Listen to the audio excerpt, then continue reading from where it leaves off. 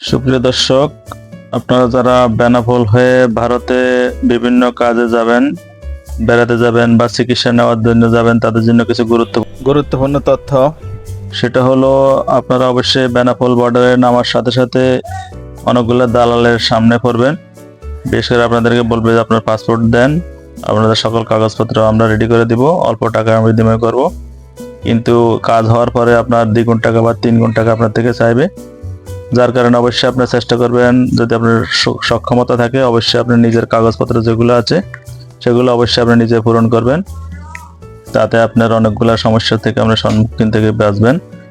পাশাপাশি আপনার money exchange যে করবেন, এক্সচেঞ্জের ক্ষেত্রে অবশ্যই বিশ্বস্ত লোকের মাধ্যমে অবশ্যই আপনার মানি এক্সচেঞ্জ করবেন, না হয় আপনার অনেক প্রতারণার সম্মুখীন হবেন। তো আপনার যখন ইমিগ্রেশনে যাবেন, ইমিগ্রেশন যাওয়ার সময় আপনার কিছু জিনিসপত্র লাগবে। সেটা হলো, আপনার যারা ব্যবসায়ী আছেন, ব্যবসায়ী অবশ্যই আপনার ট্রেড লাইসেন্স, পাশাপাশি আপনার দোকানের ভিজিটিং কার্ড সেটা লাগবে। শিক্ষার্থী যারা আছেন তাদের জন্য আপনার আইডি কার্ড লাগবে। শিক্ষা প্রতিষ্ঠানের প্রত্যয়নপত্র লাগবে, যে আপনি ভারত বেড়াতে যাচ্ছেন বা অন্যান্য যে কোনো শিক্ষার ক্ষেত্রে যাচ্ছেন, অবশ্যই আপনার প্রত্যয়নপত্র লাগবে। পাশাপাশি গৃহিণী যারা আছেন, গৃহিণীদের জন্য অবশ্যই স্বামী অথবা অভিভাবক যিনি আছেন তার পেশাগত প্রমাণপত্র লাগবে। আর যারা বিশেষ করে চাকরিজীবী আছেন তাদের জন্য অবশ্যই এনওসি লাগবে। অধিদপ্তরের আপনার ছুটি লাগবে। অধিদপ্তরের ছুটির পাশাপাশি আপনার আরেকটা জিনিস লাগবে, সেটা হলো আপনার স্থানীয় কর্তৃপক্ষ যে আছে, আপনার স্থানীয় কর্তৃপক্ষের লাগবে আপনার কর্মস্থল ত্যাগের অনুমতিপত্র, সেটা অবশ্যই লাগবে। সেটা অবশ্যই আপনাকে ইমিগ্রেশনে দেখতে চাইবে। যদি এগুলো না থাকে, আপনি কোনোভাবে ভারতে ঢুকতে পারবেন না, ইমিগ্রেশন আপনাকে ছাড়বে না।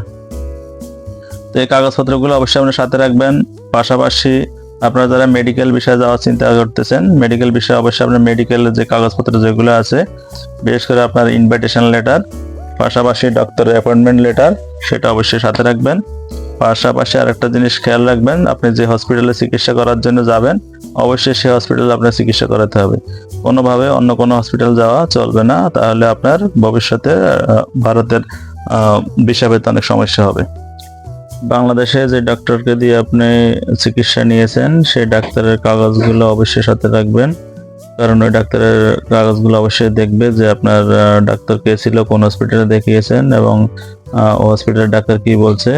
যদি পারেন অবশ্যই ডাক্তারের রেফারেন্সটা দিয়ে দিবেন, যে উনি রেফার করছে আপনাকে ভারতে চিকিৎসা নেওয়ার জন্য, তাহলে অবশ্যই এটা আপনার জন্য অনেক ভালো হবে। তো আমরা এখন জানবো যে আপনার কি কি কাগজপত্র লাগতেছে। আর তো আপনার অবশ্যই ভারত যাওয়ার সময় আপনার ট্রাভেল ট্যাক্স লাগবে, সেটা হলো 1000 টাকা। পাশাপাশি 0 থেকে 5 বছরের যে বাচ্চারা আছে তাদের জন্য 500 টাকা, এবং অন্ধ, প্রতিবন্ধী বা ক্যান্সারের রোগী যারা আছে তাদের জন্য কোনো ট্রাভেল ট্যাক্স দেওয়া লাগবে না।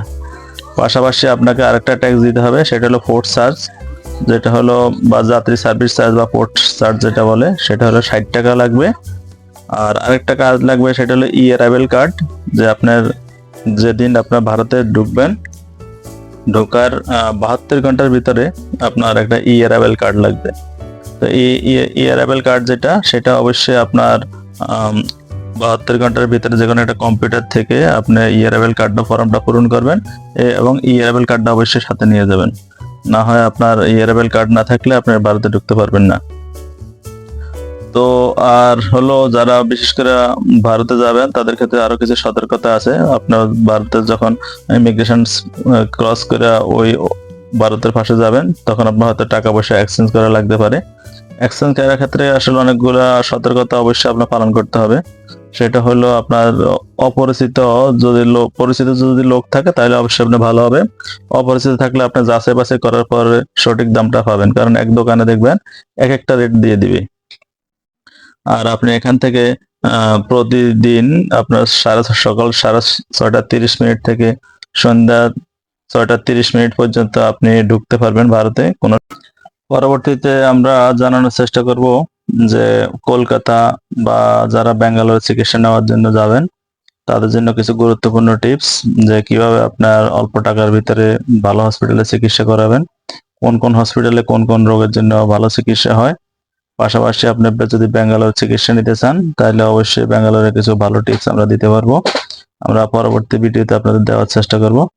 এ ধরনের নতুন নতুন ভিডিওগুলো পেতে অবশ্যই সাবস্ক্রাইব করে আমাদের সাথে থাকুন। ধন্যবাদ।